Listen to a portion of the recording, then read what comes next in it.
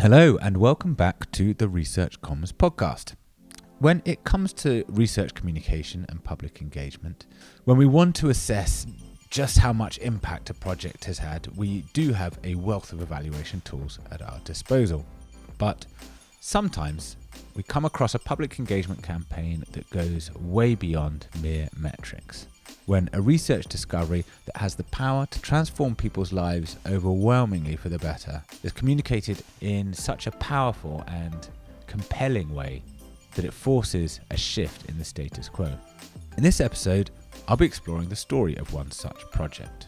It's the story of a team of scientists and doctors from Newcastle's Wellcome Trust Centre for Mitochondrial Research who spent years campaigning strenuously alongside patients to persuade UK policymakers to pass a law that would permit the use of a pioneering but controversial fertility treatment. MPs will vote today on a law which could make the UK the first country in the world to allow babies to be born with not two but three different parents. The method raises many questions of ethics, identity, and whether it would lead to other more controversial genetic selection. The team from Newcastle hoped that the IVF treatment, which is known as mitochondrial donation, might halt the transmission from one generation to the next of a devastating, incurable and often fatal condition, mitochondrial disease, that blights the lives of many thousands of families across the world. In 2015, the 5-year-long campaign reached a dramatic conclusion when Parliament made its landmark vote on whether or not the treatment should be allowed in the UK. We have world-leading science set in a well-respected regulatory regime, and for many families affected, this is indeed that light at the end of a dark tunnel. The eyes to the right, 382. The nose to the left, 128. It was a huge victory for the campaigners that was shared amongst everyone involved, but much of the credit has to go to the man who spearheaded that campaign, Professor Sir Doug Turnbull. Professor Turnbull is one of the world's leading experts in mitochondrial disease, and last year he was given a knighthood in recognition of that dedication to the study of the disease and to the care of patients afflicted by it. Now, I've been fortunate enough to work with Doug and his team for a few years on their public engagement project, but my involvement with their work started after the climax of this dramatic story of their parliamentary success. So I was very excited to be able to sit down with Doug a few weeks ago to hear all about the campaign from his perspective, as well as hearing his insights generally into the power of public engagement. So here it is. I know you probably won't want to dwell on this too much because you're a modest man, but I just wanted to ask how things have been since the knighthood. Has your life changed very much in any meaningful way? Not really. I mean, it's a nice honour to have, but it hasn't really changed my life. I still do exactly the same things. People treat me exactly the same way. No more deference from family and colleagues than there was. Definitely no more deference from families and colleagues, that's for sure. It's a nice recognition of all the work that we've done and a contribution both from myself and from many other people in the team. And I think it's one of those things, again, which has increased the profile of mitochondrial disease because, again, it's just showing that even though we work in rare disease, it can be something that actually gets public attention. Fantastic, and yes, and that's what I'd like to discuss today. Is not the sort of the award itself, but the work that was recognised in you getting that, and that's come through decades of you working in this field. Is that right? Could you talk a bit about how you started out? It's very interesting how things happen in life and in medicine. I actually started working in the area of mitochondrial disease when I was a junior doctor, mid-20s. I saw a patient on the ward that had an extraordinary problem. He was a technician in the RAF and he had to go on forced runs. And when he was going for forced runs, he noticed that he got a lot of muscle pain, and that in those muscles, they actually broke down as if he was running out of energy. And since I've been a lifelong keen sports person, I thought, well, that's very interesting. What's the mechanism of that? And then that got me thinking about mitochondria, and that got me doing research in mitochondria and mitochondrial disease. And back then, in the early 80s, there was very little in the way of research, and it's something that has actually blossomed over the years. How has it changed? What was known at that time? Because, I mean, even today, still, it's sort of not, certainly in the public eye, a disease that many people are familiar with. Back then...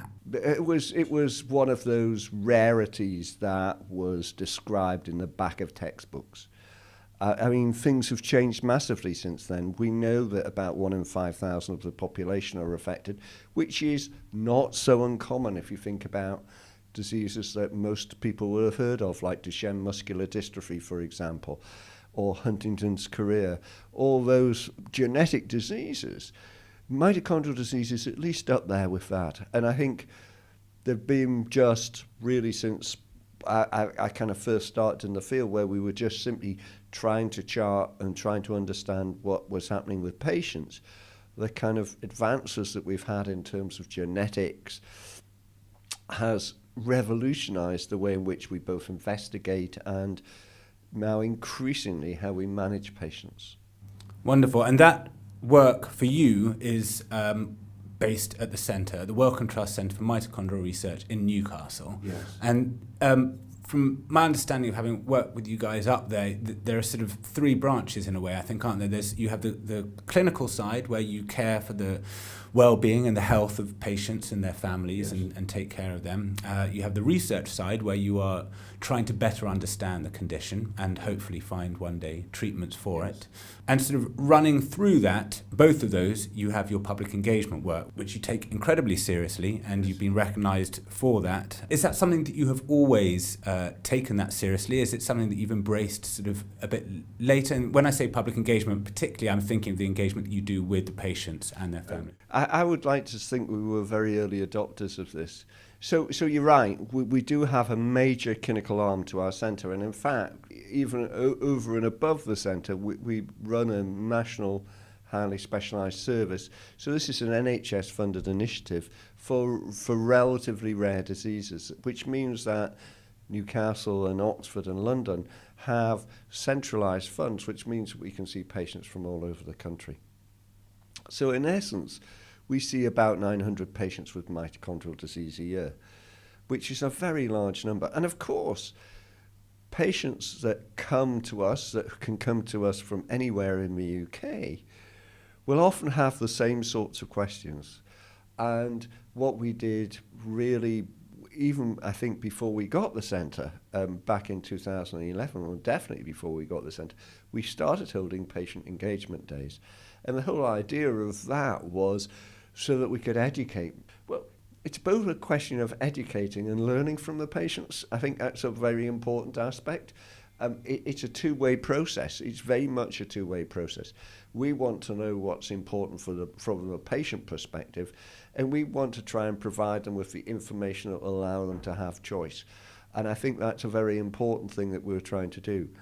Mitochondrial disease is quite complex, and therefore there is an educational component of that. But that education it has a purpose, and that purpose is to allow, well, basically, ultimately, to improve patient care. In this time of, considerable tensions within the, resource allocations and NHS and time that you have, it's understandable that, patients with complex needs, people struggle, whereas at least we have the time and I suppose the knowledge to look after those patients in a way. And that feeds into the research, because having heard about those patients' needs from the patients, that's very much directed where we're going. For example, we're going to no doubt touch upon the reproductive options, but also the need that we need to be running clinical trials to try and improve the treatment of patients. It's very clear that that's important. And it's very important for us to find out which particular symptoms patients find particularly troubling. Because without that engagement, we could be treating something and getting wonderful results for something that actually made no difference to patients' lives at all. And I think that's why throughout the process, this aspect of engagement, I think it's a very important part of what we do, and I think it's increasingly recognised by funding organisations, whether it be Wellcome or MRC. Everybody's recognising the importance of having patients involved. My only concern is sometimes it's a bit tokenistic, and I think what we have to do is engaging with patients or public is as complex as sometimes doing a very detailed biochemical experiment. You've got to do it right. And I think that's what I hope that we try and do, and certainly there are key people in our centre that spend a lot of time just trying to make sure that they're fully up to speed with how and what's the best way to engage, how we can engage creatively with people. The story that best exemplifies the way in which you work so closely with patients and that you are able to communicate the importance of the work that you do both at a research and clinical level is the story of your long-running campaign to change the laws, the UK laws, to allow for the pioneering fertility treatment of mitochondrial donation. It's an amazing story, and perhaps if we could just start by very simply explaining what mitochondrial donation is. Okay, so mitochondrial donation. So this is a fertility technique which is specifically for patients who have mitochondrial DNA mutations. So mitochondria are cellular organelles that contain their own DNA. Mitochondrial DNA is passed down specifically from mother to child. The sperm does not contribute any mitochondria or indeed mitochondrial DNA at all. So mitochondrial donation is a technique where we transfer the nuclear genome, in our case, at the case of pronuclei, from an egg with a mother that carries mitochondrial DNA mutations into an egg from a donor woman. So you will have the nuclear DNA of both parents, but the mitochondrial DNA from a donor woman. And when we were talking before about, why did we start this? Well, we started this for two reasons. One, I had a clinical fellow who was working with me, who was a pediatrician, and he said, the most important thing for families who've got severely affected children is that they don't have another affected children, right? Which actually made quite an impression on me. And then in the late 1990s, I looked after a family where the mother had lost 6 young children. Wow. And she had another child who was severely affected with mitochondrial disease. And that really spurred us on to start saying, well, look, actually, we've got to think of something. And that was when it really started. And, it's been a long time because that was in the late 1990s. We got our first grant in 2001. We were first allowed to work with human oocytes rather than mouse oocytes in 2005. So this was a long process. But I think one of the things that we've done throughout this process, even back in the early 2000s, was we would start to think about the relative effects on policy.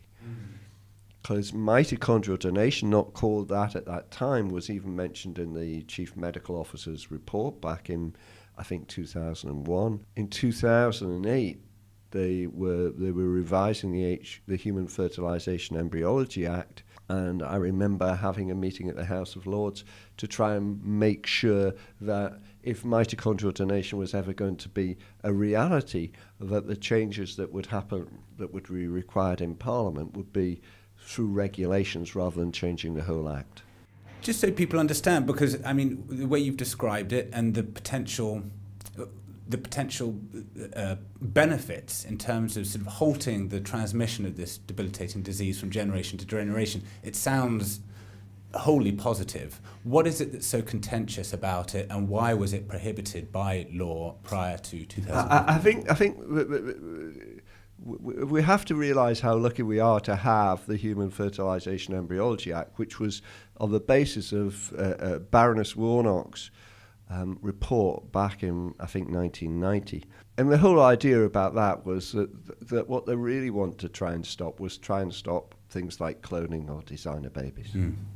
I talked to one of the original authors of that report, and she was quite clear that, you know, it was never the reason. They never put that act together to try and prevent the transmission of disease. It was the idea of cloning and designer babies. I think it is contentious because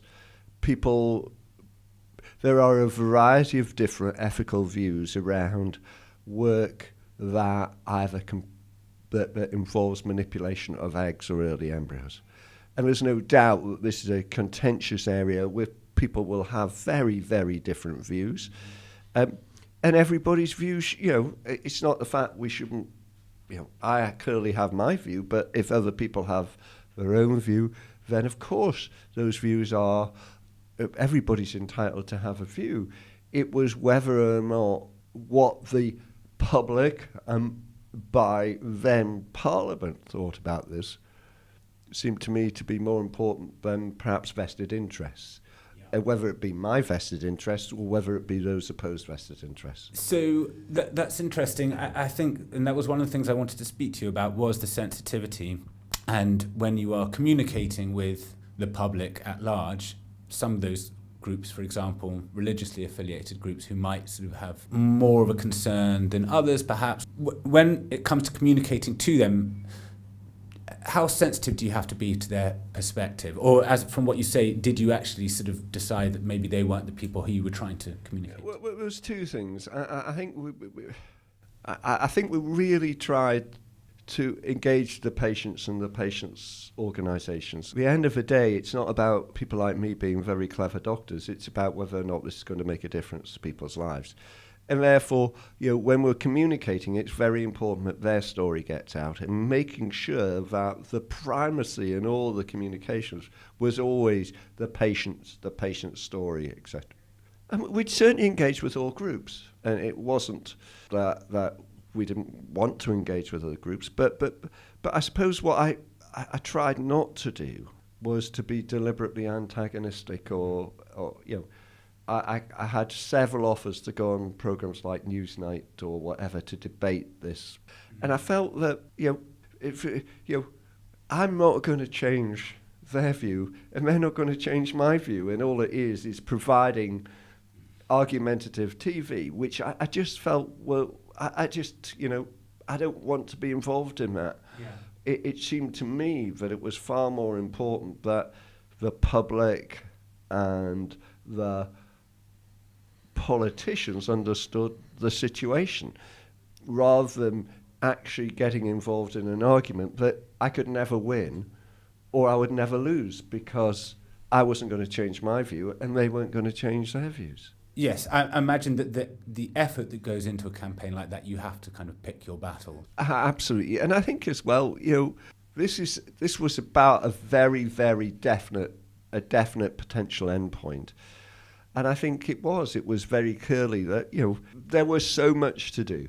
It wasn't about, I think we'll have to be very careful. This was not about, you know, media exposure. It was about making sure that there was a very clear long-term objective. And that long-term objective was to see whether or not politicians representing the general public would be supportive of a move of this sort of nature. Yeah. And so what was your tactic when it came to that then? If that was your ultimate goal, convincing that the policymakers that this was a good idea, that it should be permitted. You mentioned that telling the patient stories was key to that. Yes. And how did you get that balance then? What role did the sort of scientific side of things, the scientific story, have to do with it? I think it's very important to see that there was a lot of scientific support, and in some senses this was looked at, no, in many ways this was looked at very rigorously. It's very important to realise that many different IVF techniques have never undergone rigorous scientific evaluation. And this went through 4 different independent scientific reviews. So the science was very much saying, well, look, there's no reason why this could not go ahead. So in essence, they were independent, totally independent scientists that were actually reporting this. And I think it was my job and the job of other people to actually explain the science. But explain the science in simple ways. And it's very interesting that afterwards I've been criticised for using terms like mitochondria or the batteries or the powerhouses of the cell, because of course it's an oversimplification. But, you know, if people have never heard of the word mitochondria or explaining that they've got 16 different functions, if it involves generating ATP by the chemiosmotic theory, you can already see them falling asleep. So I think it was very important that we put the science over in very simple ways, never, ever over-exaggerating what was, in effect, what was out there, always trying to be as factually correct as possible. And I think that strategy, well, obviously it worked, but it was something that it was something that evolved. It wasn't, and it's very important, it wasn't just my strategy, it was something that was very much something that was considered and thought about and discussed. In a way, giving a very positive campaign, never really criticising those who were opposed to what we were. So I think it was always being prepared to stand up and say, well, look, there is no evidence for that, or there is evidence for that, or, you know, what other options are there available? Or often the thing was, you know, well, would this be about choice? And it's always been about choice. You know, it's been about reproductive choice. It's about, in many ways, putting the power in the hands of the patient, rather than being something which they had no choice over. Lovely. And clearly the approach that you took worked. In 2015, the Lords passed the law that would permit licenses to be applied for mitochondrial donation. So you still weren't at the end yet, but at least it was allowing you the possibility of carrying out this fertility treatment. After all the struggles and all the years you've been going at this, that must have been a hugely emotional moment, was it? It was, especially in the House of Commons. In the House of Commons, you had no idea where the vote's going. In the House of Lords, you could actually see who was going through which thing. So it was a hugely emotional, both for myself and for the patients that were in the public gallery. I mean, that, you know, it was for all of us. It was, you know, a culmination of, in effect, 5 years' work. I think that doctors and scientists, there is the stereotype of being slightly sort of cold, detached, looking at everything in a very objective way, which I suppose as a doctor and a scientist you do have to do to a certain extent. But there must be no getting away from the fact, as a man, you know, a family man yourself, spending time with these families. Is it possible to keep yourself that far removed sort of emotionally, or would that, I mean, how does that work? Would you even want to be? I think it's a very interesting area, because I think you go into medicine because you care. And we've got 2 daughters, and both our daughters are doctors, so clearly that caring and the enjoyment of medicine is something that you know, we've passed on to our children. I think, so it is important to have empathy with your patients. It's also important to have that slight, I suppose, being able to stand back. Because sometimes there are difficult decisions that you need to discuss with the patients.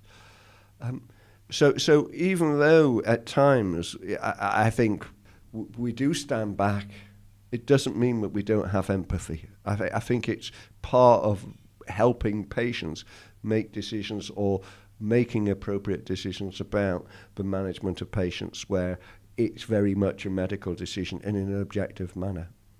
I think this is made easier by working as part of a team. And I think that's one of the, you know, we were talking before about working as a kind of clinical centre. I think that's one of the great advantages of working as a part of a clinical centre, because there's always somebody else that you can actually turn to and actually say, well, what do you feel? How would you approach this? And I think that's an important part of what we do in medicine. There's been a huge amount of press attention around the case, around the campaign, and every time there's a new piece of news, it makes all the headlines and newspapers and on the television news. How have you managed that press attention? Have you tried to kind of control the story yourselves? Because these are the kind of things that I imagine could be taken on by journalists. There is a tendency to oversimplify. Have you managed to control it, or do you just kind of feel, any publicity is good publicity because at least it's getting people talking about the story? Yeah, that's, again, another interesting question. I don't think you can control the press. That's why we have a free press, and I think good that we do. I think you can be aware of what might break and be prepared. So I think it's about being prepared for what may or may not happen. And that's been, I suppose, the strategy throughout, is to try and be prepared. So that if something does break or if somebody says something, that there's always a prepared statement or a way in which you would deal with it. Yeah. I'm thinking as well, I suppose, I seem to recall that somebody from your team mentioned that, the headline that's always there. The United Kingdom set to become the first country in the world to allow 3-parent babies. I remember somebody of your team saying that that's not necessarily a term that you're particularly fond of. Is that right? Yeah, it's very important to realise that when the contribution, the mitochondrial DNA is effectively 16,500 bases compared to, the 3 billion bases that's in our nuclear genome. And it's only 37 genes compared to 23,000. So saying that the 3 parents is clearly not correct in that term. There was, interestingly, quite a lot of debate about whether that's a good or a bad term, because clearly it is scientifically inaccurate, but is it something that attracts the media, and was that media attention important in actually persuading politicians that this was something to go ahead? So if we've been calling it mitochondrial replacement therapy, would it have ever got in front of the papers? And would that have made any difference? Would it have made it more difficult to go through Parliament or easier? And I just don't know the answer to that question. At the end of the day, there was nothing that could be done to control it. Because once that phrase was out there was no way that, whatever we tried to, whatever we wanted to say, that was always going to be out there. So why fight it? You can say, look, it's slightly, it's inaccurate from a scientific perspective, but it's a game. How many battles are you going to fight? Yeah, and as you said, that might well have been one that was to your benefit. Exactly, and I think it's one of the things that we'll never know now. But certainly it was something that, it did get newspaper headlines. So it meant that MPs were looking at this, and it was on their agenda.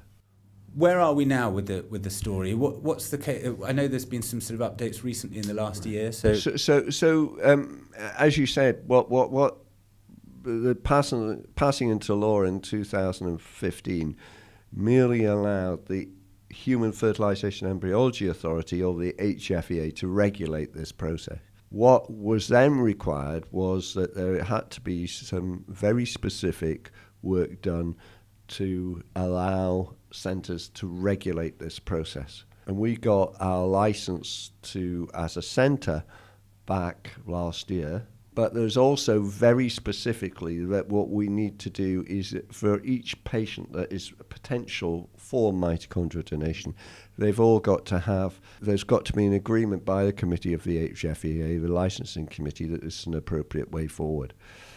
And the recent attention was because two women had that license approved. It's understandably, this is a highly regulated process, so there's very little I can actually say beyond that, because as you would rightly expect, that this is a very private thing between the clinic and the mothers that are undergoing the process.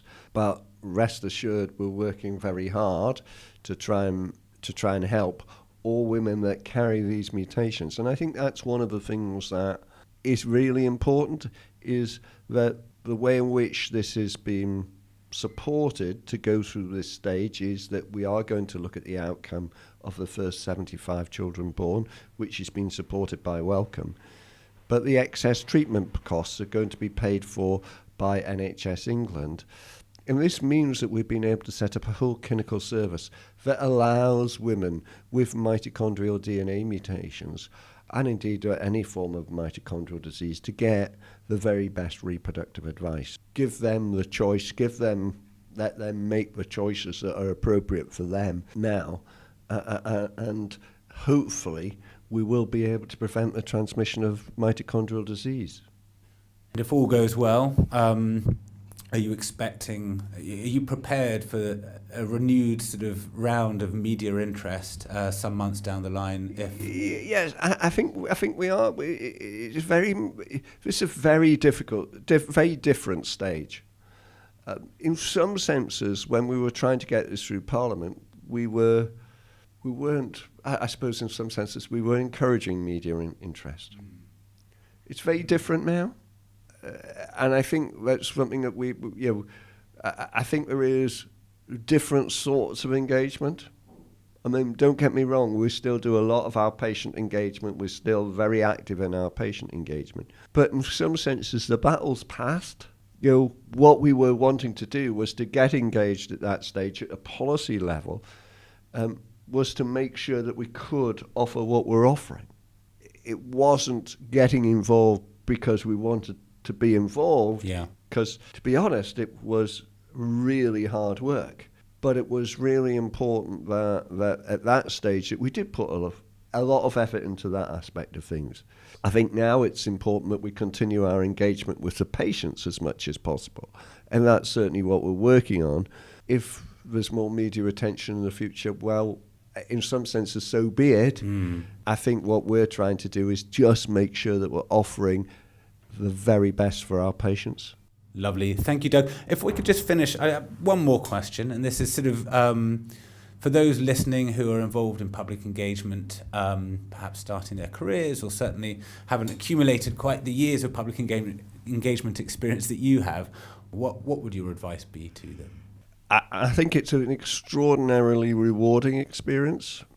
I think we as scientists, especially when we're receiving public funds, have a duty to feedback and to try and communicate and engage with the public and with patients if you're working in a medical.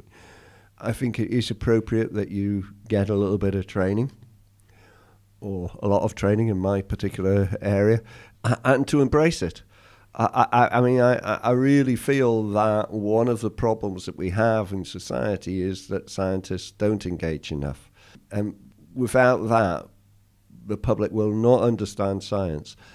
And it will be very, very difficult to get advances like mitochondrial donations through in the future if we don't have patients or public that are scientifically literate. And I think that's something that we should all be thinking of. Some will be better at it than others, but I think it is about that. It helps your research, but it also helps science overall. Wonderful. Thank you so much, Doug, for your time. That's been fascinating to hear your story, and I hope provide great inspiration for those involved in public engagement who are listening. Thank you. So that was my conversation with Professor Sir Doug Turnbull, a very impressive man doing absolutely inspiring work with his team up at Newcastle. If you'd like to learn more about what they're doing, or about mitochondrial disease itself, or about the stories of people who've been affected by it, then do check out their website. There's lots of information on there, and also some videos that I produced telling some of the patient stories and an animation about mitochondrial disease. So I will include links to those and to the website in the description of the episode, and also in the blog post that accompanies this episode. Now, the next episode will be brought to you from a rather exotic location, a mystery location. I'm not going to tell you where yet, but suffice it to say, I'm leaving the UK in my quest for Research Communication Gold for a very special edition of the Research Comms podcast. So that's all I'll say for now. You'll have to check in to find out. I look forward to seeing you there.